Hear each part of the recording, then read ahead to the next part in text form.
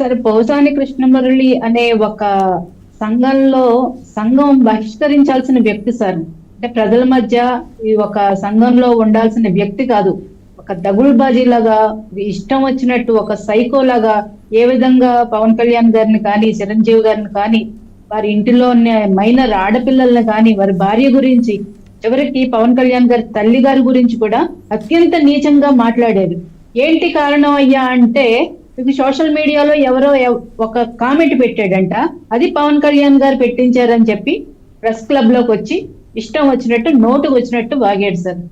అంటే ఈ రోజు సోషల్ మీడియాలో చూసుకుంటే కనుక మనం ఒక వీడియో పెడితేనో, మనం ఒక ఫోటో పెడితేనో, మనం ఒక కార్యక్రమం యాక్టివిటీ చేస్తేనో రకరకాల కామెంట్లు వస్తుంటాయి, ఎంతో మంది చేస్తుంటారు.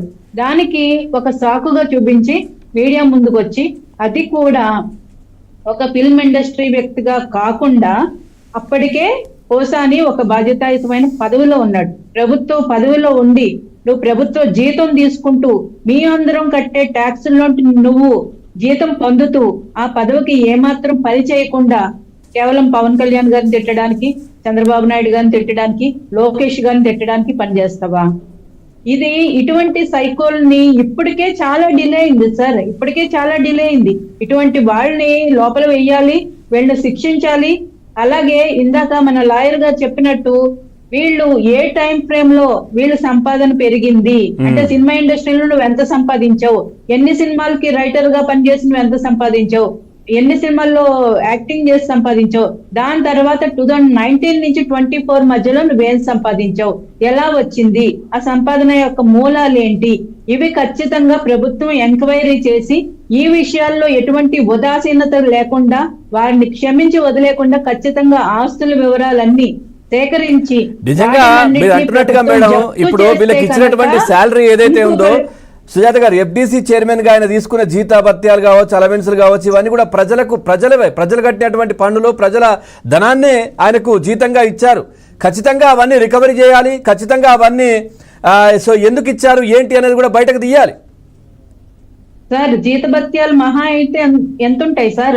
జీతభత్యాలు పక్కన పెట్టండి, అది కాకుండా నువ్వు 2019 నుంచి 24 మధ్యలో ఎంత ఆస్తులు సంపాదించావు, ఎక్కడి నుంచి వచ్చింది, నీకు సోర్స్ ఏంటి, అదన్నీ ఖచ్చితంగా తీసి అవి ప్రభుత్వం కనుక జప్తు చేస్తే, ఇంకొకసారి ఇటువంటి ఉన్మాదులు బయటకు వచ్చి ఇట్లా ఇష్టానురీతిన రాజ్యాంగం ఇచ్చిన ప్రాథమిక హక్కుల్ని కాలరాచేస్తూ ఇటువంటి దుర్మార్గాలకు పాల్పడరు సార్. ఒక కేస్ స్టడీగా ప్రతి ఒక్కరికి ఉంటుంది, ఒక హెచ్చరికలాగా ఉంటుంది. మళ్ళీ ఇంకో వచ్చే రోజుల్లో ఇటువంటి వాళ్ళని వదిలేస్తే జగన్మోహన్ రెడ్డి గారు ఇలాంటి వాళ్ళని ఇంకొక బ్యాచ్ తయారు చేస్తాడు. ఎందుకంటే మనం గతంలో చూసాం, వైసీపీ ప్రభుత్వ పరిపాలనలో ఏంటి, ఒక డబ్బు కాసపడే వాళ్ళని, ఎంగిలి మెతుకులు కాసపడే వాళ్ళని ఒక గుంపును తయారు చేశారు sir. Jaganmohan Reddy psycho gang maintain చేస్తున్నాడని అందరం బాధపడేది, డిబేట్లో చెప్పేది ఇదే. ఒక సైకో గ్యాంగ్ తయారు చేశాడు, డబ్బు కోసం ఆశపడే ఒక కక్కుర్తి వెధవలు అనమాట.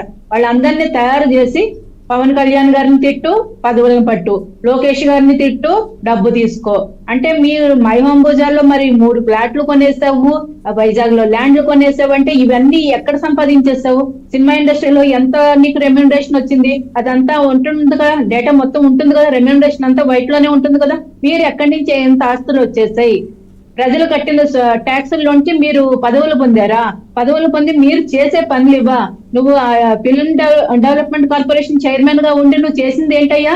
సినిమా ఇండస్ట్రీకి ఏం చేసావు? 5 రూపాయలు 10 రూపాయలు టికెట్లు పెట్టేస్తున్నప్పుడు నువ్వు ఎక్కడికి పోయావు? ఏం చేశారంటే సుజాత గారు, ఏం చేశారు అంటే, ఆయన చేసింది చిరంజీవి లాంటి ఒక దేశం మెచ్చేటటువంటి నటుణ్ణి జగన్మోహన్ రెడ్డి దగ్గర తీసుకెళ్లి దండం పెట్టించి నిలిచోబెట్టించారు. ఆయన చేసింది దానికే ఇవన్నీ వచ్చినాయి. అదే సార్, ఒక పద్మవిభూషణ్ ఈ రోజు భారతదేశం మొత్తం మోదీ లాంటి వ్యక్తులు కూడా చిరంజీవి గారిని, పవన్ కళ్యాణ్ గారిని, చంద్రబాబు నాయుడు, లోకేష్ గారిని, వీళ్ళందరినీ ఎంతో గౌరవించి ఆంధ్రప్రదేశ్ కి ఈ రోజు కేంద్ర ప్రభుత్వం నుంచి అంత నిధులు వస్తున్నాయంటే మనకున్న గౌరవం, మనం కాపాడుకుంటున్న వాల్యూ, అక్కడ మనం ఏ కేసుల కోసం ఎవరితోటి మోకాళ్ళ మీద పడాల్సిన పరిస్థితి లేదు కాబట్టి అంత గౌరవంగా ఇప్పుడు స్టేట్ కూడా గౌరవం తెచ్చారు సార్. ఎన్నో నిధులు తీసుకొస్తున్నారు. ఇటువంటి వ్యక్తుల్ని, పెద్ద పెద్ద వ్యక్తుల్ని మీరు ఇష్టానుసారంగా నోటుకు వచ్చినట్టు, ఆ రోజారెడ్డి అయితే అసలు నోటికి అద్దే ఉండదండి. రోజా ఒకళ్ళు, పోసాని కృష్ణమురళి ఒకళ్ళు ఇంకా అందరూ వరుసగా అంటే జోగి రమేష్ ఒకళ్ళు ఇద్దరు కాదు సార్, ఎంత ఎక్కువగా తిట్టడం, జగన్మోహన్ రెడ్డి దగ్గరికి వెళ్ళి ఆ వీడియో చూపించడం, ఇదిగో నేను ఇలా తిట్టాను, ఆయన పొంగిపోవడం, డబ్బులు విసరడం. ఏ డబ్బులు సార్? మన డబ్బులే. జగన్మోహన్ రెడ్డి గారు జేబులోంచి ఏం తీసుకొచ్చి ఇవ్వలేదు, ఇటుపులపై ఎస్టేట్ లోంచి ఏం తీసుకొచ్చి ఇవ్వలేదు, ప్రజల డబ్బులే. మన డబ్బులు కట్టిన ట్యాక్సుల్లోంచి ప్రభుత్వ పదవులతోటి జీతాలు ఇచ్చేవాడు, Okay. ప్రభుత్వ భూములు ఏ